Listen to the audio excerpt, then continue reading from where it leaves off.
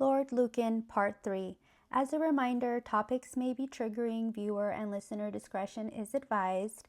Parties mentioned are innocent until proven guilty in court. Lord Lucan is nowhere to be found. Pathologist Keith Simpson opined the murder weapon was the lead pipe left at the crime scene, and Sandra was killed prior to being placed in a duffel bag.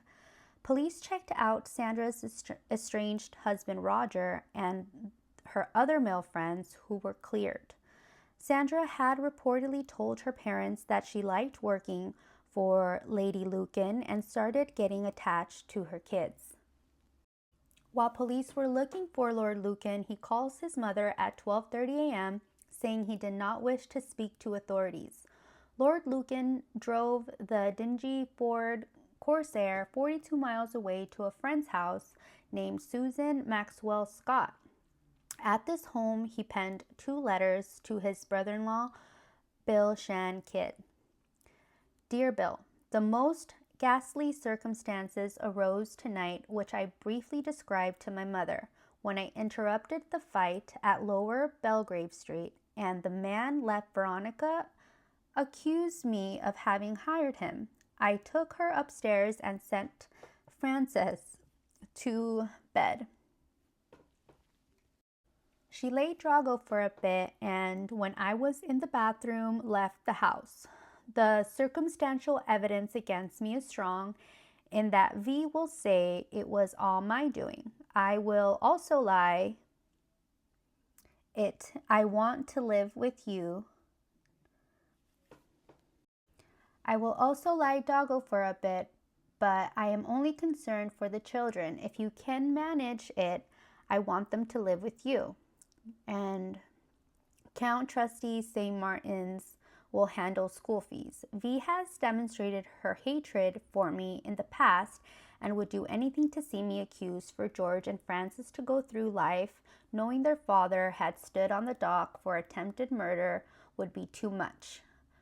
When they are old enough to understand, explain to them the dream of paranoia and look after them. Yours ever, John. The second letter was an account of his finances. When Lady Lucan was in the hospital, the children went to their aunt, Lady Sarah Gibbs' house for several weeks. The High Court settled that the children go live with Lady Lucan upon her discharge from the hospital. On November 10, 1974, Lord Lucan's Ford Corsair was found in New Haven, East Sussex. The trunk of the car contained a lead pipe covered in surgical tape and a full bottle of vodka. Witnesses report to have seen the Ford parked there on November 8, 1974, between 5 and 8 a.m. Forensics found a mixture of Lady Lucan's type A blood and Sandra's type B blood on the metal pipe found in the trunk of the Ford and at the Belgrave Street home. Lady Lucan's hair was also found on the metal pipe.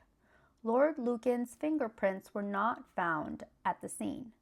Traces of Lady Lucan's blood were found in the basement near the garden and on the bag used to store Sandra's body. A letter to the owner of the Ford Lord Lucan wrote was found in the car, and it read, Dear Michael, I have had a traumatic night of unbelievable coincidence. However, I won't bore you with anything or involve you except to say that when you come across my children, which I hope you will, please tell them that you knew me and that all I cared about was them. The fact that a crooked solicitor and a rotten psychiatrist destroyed me between them will be of no importance to the children. I gave Bill Shan Kidd an account of what actually happened by judging my last effort in court no one, let alone a 67-year-old judge, would believe me, and I no longer care except that my children should be protected. Yours ever, John. On November 12, 1974, a warrant for Lord Lucan was issued. Lady Osborne told police, "The last I heard of him, he was being fed to the tigers at my son's zoo." Lady Osborne's son, John Apisnall, had a zoo, and her comment led police to waste their time searching 14 homes and estates. And when I read this, fed to the tigers, was he the original Tiger King story? Is this where Carol Baskin got her idea from? I'm just kidding. That's just what came to mind. Lady Lucan gave an exclusive interview to the Daily Express that included a murder reconstruction of sorts, with her acting out exactly what happened inside her house that night. And she still lived at that house. Police took Lady Frances's witness statement on November 20th, 1974. Frances heard a scream and a few minutes later saw her mom and dad enter the room. She noticed her mom had blood on her face and told her to go to bed. Some time passes and she hears her father call for her mom, leaves the bathroom, and walks downstairs. As she also noted that Sandra did not normally work on Thursdays. It was usually her day off. The bar owner confirmed to have seen Lady Veronica run into his bar, head to toe in blood, yelling, "Help me, I've escaped being murdered, my children, he's murdered my nanny."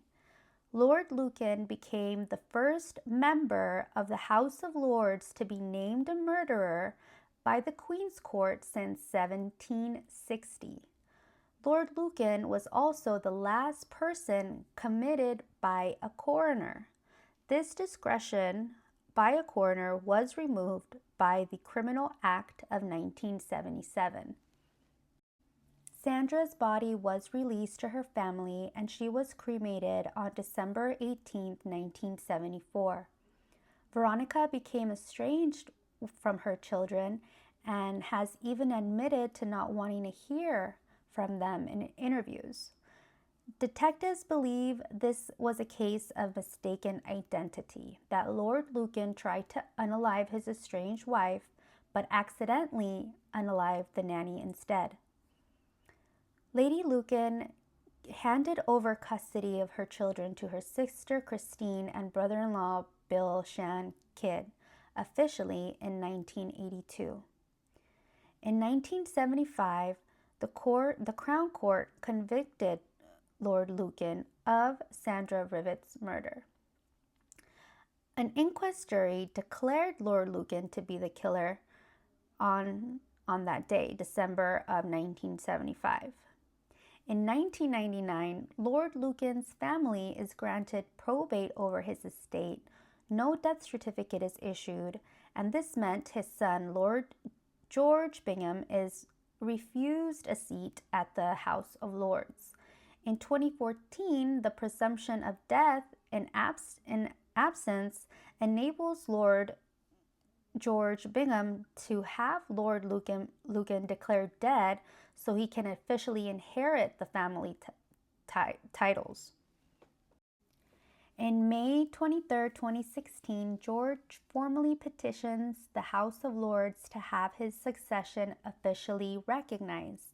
On June 7, 2016, the House of Lords declared he had established his claims and titles. However, he is steered to use his subordinate title of Baron Bingham with the peerage of the United Kingdom. He has not been able to get a seat with the Lords.